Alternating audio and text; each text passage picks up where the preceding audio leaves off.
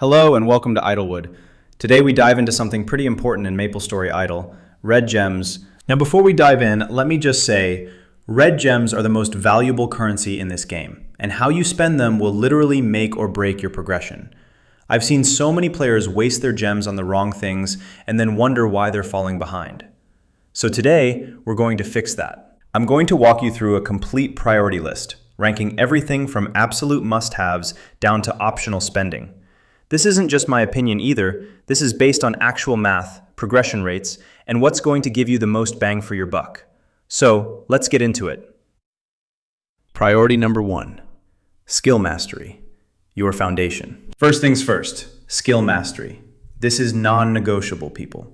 Whether you're free to play, light spending, or full-on whaling, you always need to keep red gems reserved for skill mastery.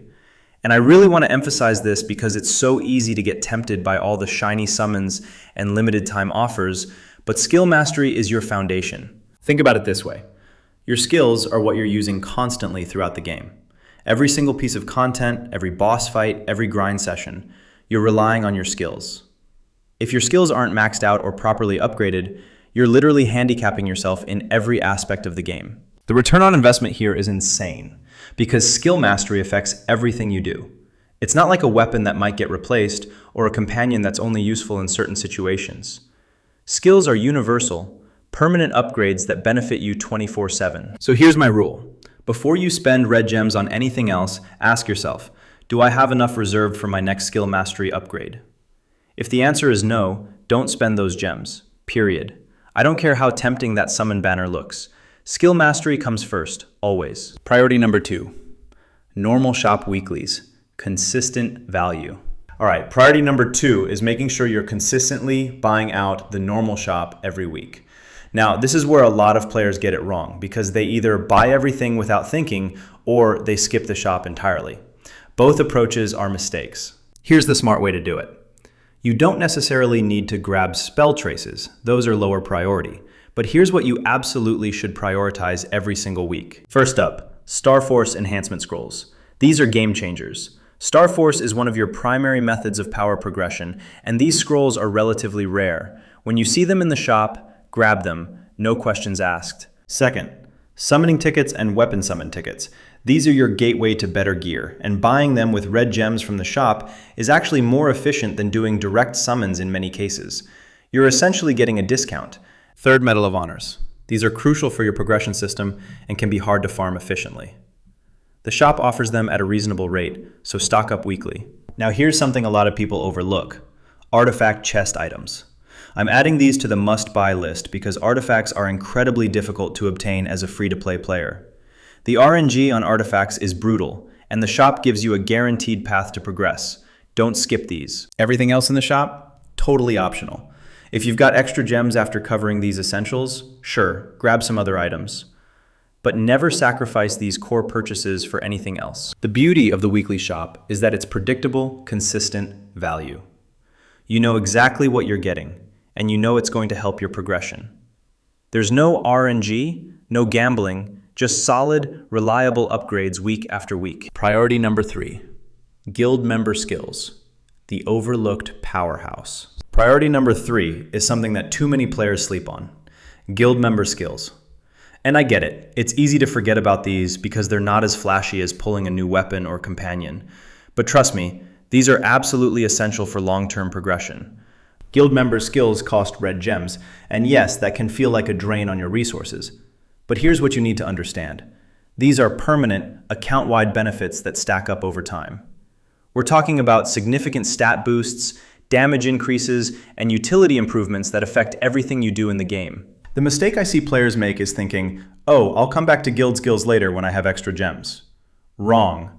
By the time you have quote-unquote extra gems, you've already missed out on weeks or even months of benefits from these skills. The earlier you invest in guild skills, the more value you extract from them. Think of it like this. If a guild skill gives you a 2% damage boost, and you unlock it today versus 2 weeks from now, that's 2 weeks of extra damage you're missing out on. Over thousands of enemy kills, countless dungeon runs, and dozens of boss fights, that 2% compounds into a massive difference. So make guild member skills a regular part of your red gem budget. Don't wait, don't procrastinate, and don't convince yourself that other things are more important. They're not. This is priority number 3 for a very good reason. Priority number 4, weapon summons, the level 11 strategy. Now we're getting into the really interesting stuff, weapon summons. And this is where strategy becomes super important because you can't just mindlessly dump gems into weapon summons. There's a specific approach you need to follow. Here's the strategy. Funnel any extra red gems into weapon summons until you hit level 11. Not level 10, not level 12, specifically level 11. Why? Because level 11 is the magic number where you unlock the highest possible rates for Necros tier weapons. Let me break down why this matters so much. In the early and mid game, you're probably not going to be pulling mystic weapons. The rates are just too low, and the gem investment would be astronomical. But legendary tier 1 weapons? Those are absolutely within reach, and they're going to be your biggest damage boost for a long time. At level 11 weapon summon, your chances of pulling legendary tier gear increase significantly. We're talking about the difference between pulling commons and rares versus actually having a realistic shot at getting that legendary weapon that's going to carry you through the next several weeks of content. The math works out like this. Every level you invest in weapon summons improves your rates, but the jump from level 10 to level 11 is particularly significant for legendary drops.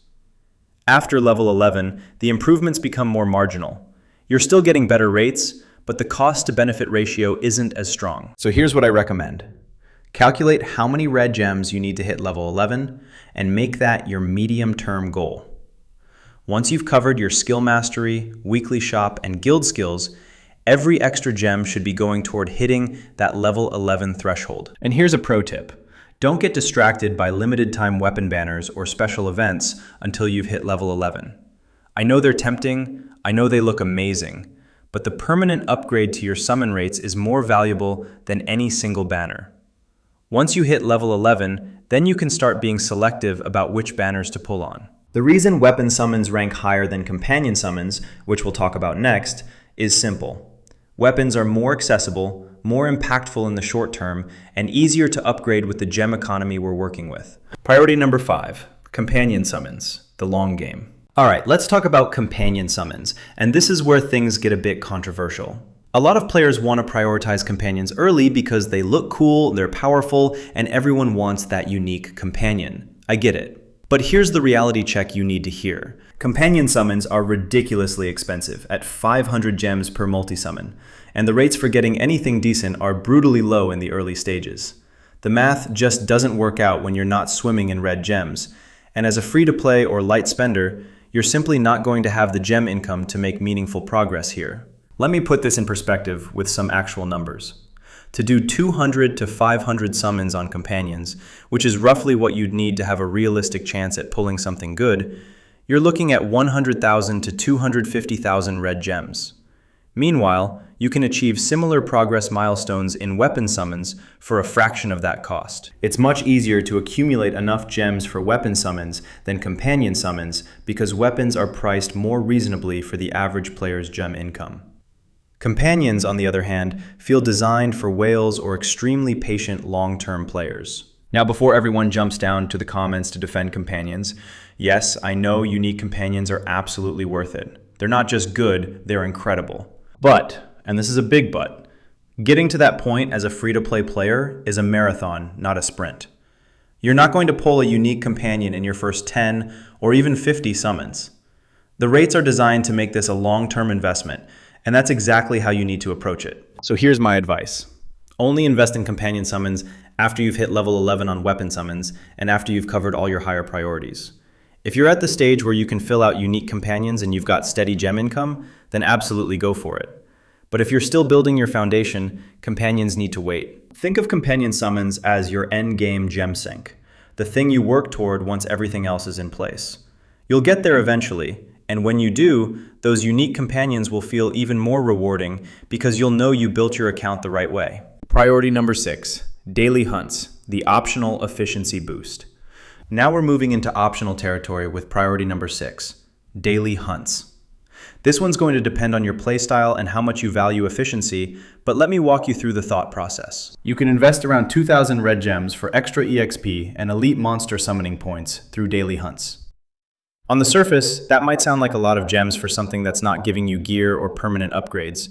But here's the thing, it's essentially free experience, and the percentage boost is actually pretty solid. Experience in this game translates directly to power. Higher level means better stats, access to better content, and faster progression through the game's systems. If you're someone who's trying to level efficiently and stay competitive, that EXP boost can shave days or even weeks off your grind time. The elite monster summoning points are the cherry on top. Elite monsters drop better loot, give more resources, and provide chances at rare items that you wouldn't get from normal farming. More elite monster spawns means more opportunities for good drops, and over time, that adds up. Now, is this mandatory? Absolutely not. If you're tight on gems or you'd rather save for summons, you can skip daily hunts entirely and still progress just fine. You'll level a bit slower, you'll miss out on some elite monster spawns, but it's not going to break your account. Personally, I do invest in daily hunts because I value the time efficiency. I'd rather spend 2,000 gems to speed up my leveling and get more elite spawns than spend an extra few days grinding. But that's a personal choice, and you need to evaluate whether that trade-off makes sense for your account. Here's my recommendation. If you've hit all your higher priorities and you've still got 2,000 gems left over, throw it at daily hunts. If you're struggling to cover your weekly shop or you're saving for weapon summons, skip it. The great thing about daily hunts is that they're always there. You can start investing when your gem economy is more stable. Priority number 7, arena ticket recharges, the competitive option. Last on our priority list, and this one's really only for specific players, arena ticket recharges. This is absolutely not for everyone, so pay close attention to whether this applies to you. Here's how it works. When you're completely out of arena tickets, you can recharge them using red gems.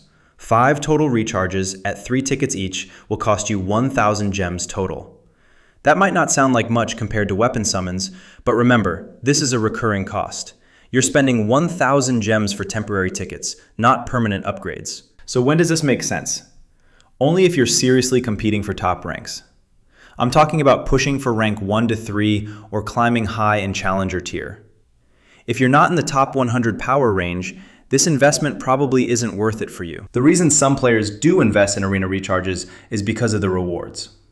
If you can compete for those top positions, you're looking at premium rewards like Star Force enhancement scrolls, exclusive items, and bragging rights.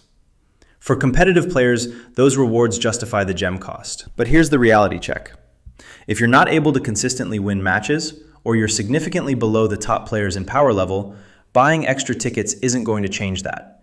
You'll just be spending gems to lose more matches, which is a complete waste. Arena should only become a gem sink if you've already built a strong account through all the other priorities we've discussed.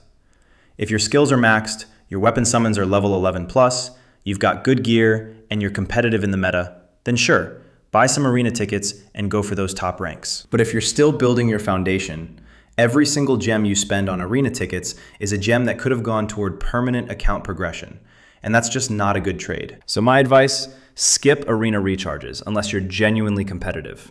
Focus on building your account first, and once you're strong enough to actually compete for top ranks, then you can consider arena as part of your gem budget. All right, everyone, let's bring this all together with a clear action plan you can follow. Red gems are precious, and every single one needs to be spent strategically if you want to maximize your progression as a free-to-play or light spender. Here's your priority checklist in order. Skill mastery. Always keep gems reserved for this, non-negotiable. Weekly shop. Buy Star Force scrolls, summon tickets, Medal of Honors, and artifact chests every week. Guild skills. Regular investment for permanent account-wide benefits. Weapon summons. Push to level 11, then maintain your summon capabilities. Companion summons. Only after level 11 weapons and when you've got stable gem income. Daily hunts. Optional efficiency boost if you've got gems to spare. Arena recharges. Only if you're highly competitive and can actually win. That's the complete red gem spending guide. Hope this helps you avoid costly mistakes and maximize your progression.